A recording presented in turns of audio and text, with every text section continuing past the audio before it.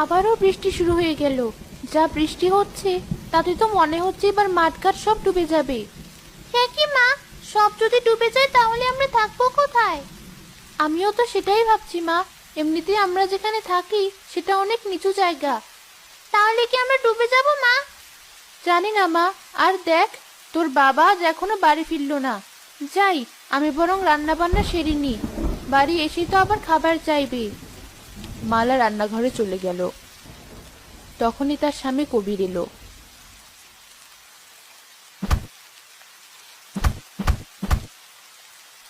কই, কোথায় গেলে? তুমি এসেছো?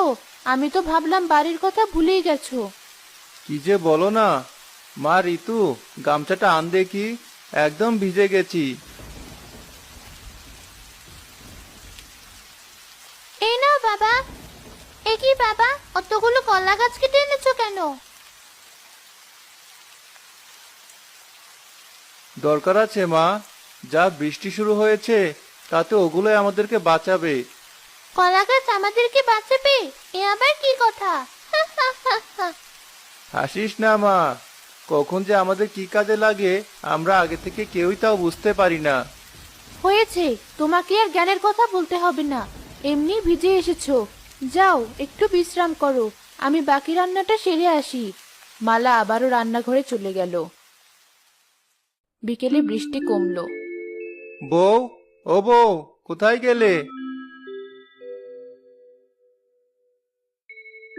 কি হয়েছে? সারাক্ষণ এত কিসের ডাকাডাকি তোমার? রাগ করছো কেন?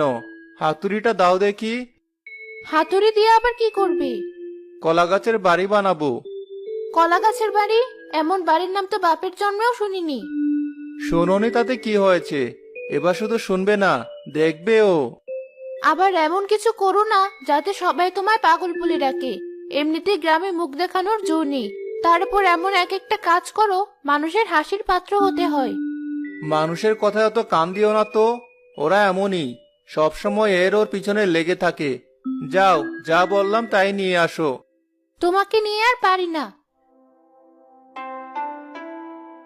এই নাও হাতুড়ি, আর যা ইচ্ছে তাই করো। হাতুড়ি নিয়ে কবির উঠোনে বসে কলা গাছ কাটতে লাগলো। তখনই তাদের প্রতিবেশী মকবুল সেখানে এলো। কি কবির ভাই, এত মনোযোগ দিয়ে কি করছো? এই তো ভাই, ভবিষ্যতের জন্য কাজ করছি। ভবিষ্যতের জন্য কাজ? হ্যাঁ, ভবিষ্যতের